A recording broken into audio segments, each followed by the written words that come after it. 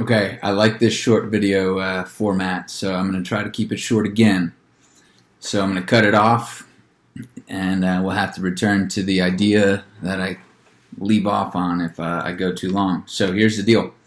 I want to share based on some feedback, based on a comment that somebody left, and thank you, Tom, for the comment, because you are not alone at all when you say this, right? When you say, I wish I could stop getting bored with carnivore. I mean, who doesn't want tacos?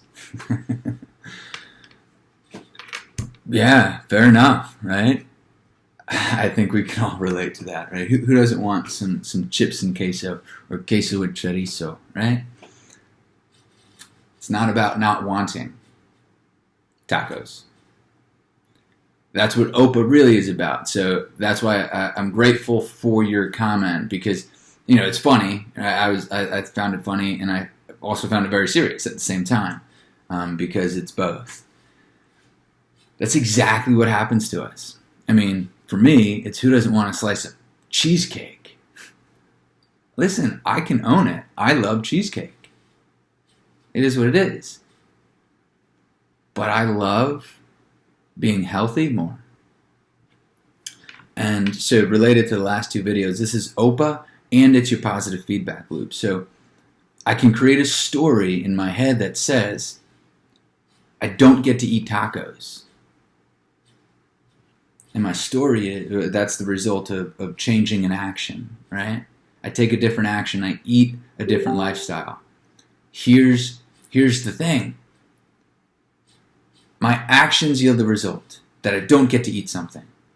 If I look at it that way, then what is the story I'm creating? I'm starving myself of tacos.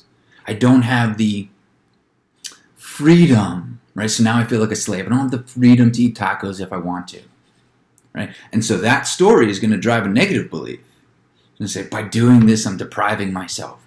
And YOLO, man. What is that belief going to lead to? Thoughts. Well, screw it. I'll just go out with just one, right? I'll just go out tonight and I'll have tacos. Those thoughts are going to lead to actions. You're going to go out and have tacos. And those actions are going to yield results. You're going to wonder, how come this keto thing isn't working, man?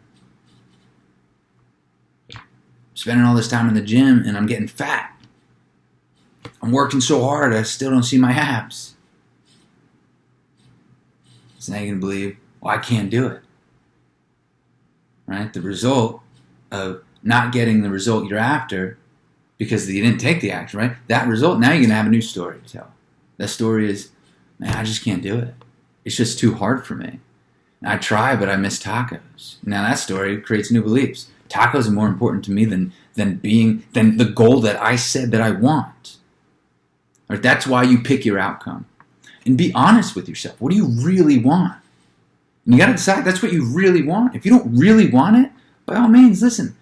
When I was a personal trainer, I would have people who were overweight, substantially overweight. They would come to me and they would say, I'm a little soft. I'm a little overweight. You know what I'd do? I'd look at them straight in the eye and I'd say, no, you're not. You're fat. Now, I don't care if you're fat. Right? That's not a conversation for me and you to really have when it comes to what you look like in the mirror, right? But the reason that it hurts me that you're fat is because that visceral body fat, that excess weight that you're holding, it's killing your joints. It's making your heart work 10 times harder than it has to, and you're going to die early as a result of it, or live miserably because you'll be depressed about the way you look and the way you feel, and your joints hurt, and you can't do what you want to do. You don't get to wear a bikini or wear a nice swimsuit when you go out in public because you're shamed about your body. Or if you do, then maybe you're really not happy. And I'm not fat shaming anybody. Just say what it is. You don't like that. You are fat. And if that's the case, do something different about it.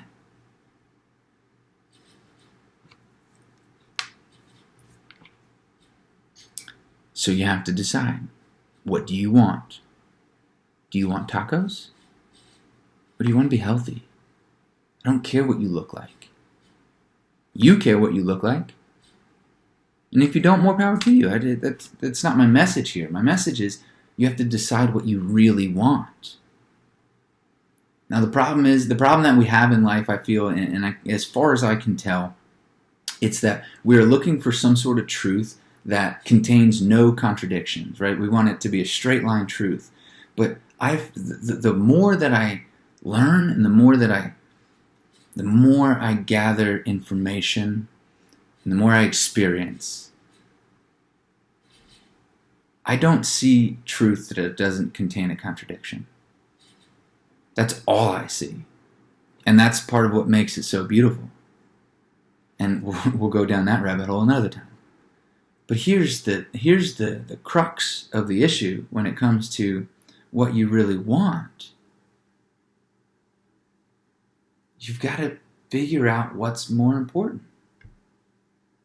And you get to decide that, nobody else. That's on you. So make a list of all the things you want. Put tacos on the list. Put ice cream on the list. Put Klondike bars on the list. What would you do for a Klondike bar? Is that a copyright violation? I don't even know if that is, right? I guess I shouldn't have said that. But listen. Put everything on the list. I want to be there when my daughter gets married on the list. I want to feel good about myself on the list. I want to look in the mirror and be impressed with myself on the list. I want more energy throughout the day on my list. I want pain-free joints on my list. I want to move with vigor. I want to have vitality. I want to be strong on the list. I want joy. I want gratitude. Put it all on the list. And then go through and decide what you want most. And create 2 lists. The things you really want and the things you tell yourself you want. And then, just like I said in the other video, and write a belief and put legs underneath of it for all the reasons why you can believe that new belief, and keep adding to it. Don't stop once. Don't do this one time, right? You don't go to the gym one time, lift a weight one time and say, now I'm strong, I got this, I don't need to ever lift a weight again. No, you got to go every day. You got to challenge the muscle. You got to push it further than it's been before. And then you got to grow. Same thing here. Your willpower is actually very complicated. It's not as simple as you think. But your willpower, it's like a muscle. Your decision-making process is a muscle. You've got to exercise it. You've got to decide that it's going to get stronger. Right? You've got a battle going on between your mind and your body. The mind is the thing that wants what you really want. And the body, it's in the Bible, right? The spirit is willing, but the flesh is weak. Look, I don't care what you believe.